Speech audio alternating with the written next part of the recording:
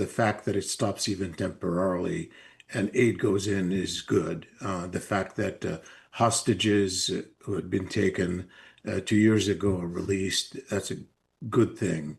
The fact that many Palestinian prisoners who had been, many of whom have really not been charged, are released, that's a good thing. The fact that we have a process in place, a conversation perhaps to get beyond this point is a good thing. My worry, though, is that this looks like it's not much more than a hostage release and prisoner release and a temporary ceasefire that's uncertain, and maybe a lot of praying for something more that's dependent centrally on President Trump. But the momentous breakthrough that we're here to celebrate tonight is more than the end of the war in Gaza. It's with God's help, it'll be the new beginning for an entire beautiful Middle East.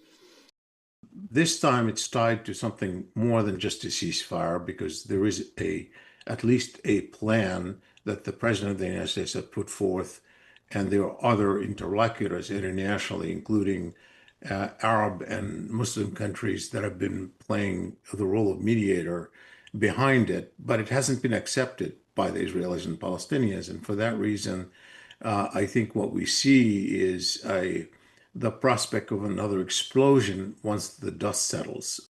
There is a huge risk of return of violence on a large scale unless the United States in particular shows more will to move forward than has been exhibited over the past 2 years. Just the fact that they can sleep without bombings is in itself extraordinary, even though most of their homes are destroyed and some are sleeping on the streets without shelter.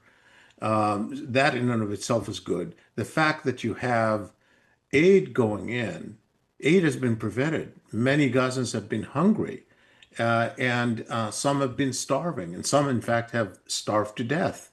The very fact that you have facilitation of aid going in, international aid going in, is a good thing.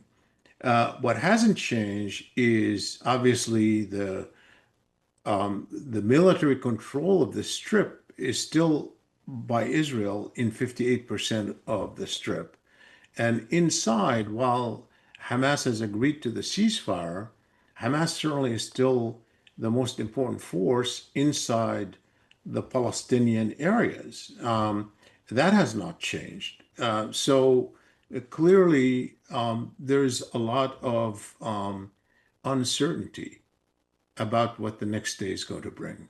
I do not believe that he's given up on the idea that Israel would control at least part of Gaza, and many in his government have not given up on the idea that they would like the Palestinians removed from Gaza, or many of the Palestinians removed from Gaza, and what people call ethnic cleansing. And so that hasn't shifted, I think. There's no indication it has shifted. And so the next question will be whether there will be a second phase, or whether this phase one of the agreement is really the last phase. And very quickly, we will see whether there will be some incidents that results in Israeli resumption of attacks inside Gaza. Israel is extremely dependent on the United States, and the U.S. does have the capacity, if it chooses, to compel Israel to end the war in Gaza, for sure. That also means, though, that Israel has a huge stake in the nature of the relationship with the United States, especially in the changing public opinion. The very public opinion I discussed earlier that is souring, that's angry with Israel in America, is seen as a threat to the Israeli-US relationship, and therefore a threat to Israeli policy in the Middle East. And so we're likely to see a lot more focus by Israel on the American front of public opinion war that has taken place as as this develops, and particularly if violence restarts again. The bottom line is this really a peace deal, or is this only a hostage release deal plus a temporary ceasefire? It's still unclear, but I'm fearful that it's more the latter than the former.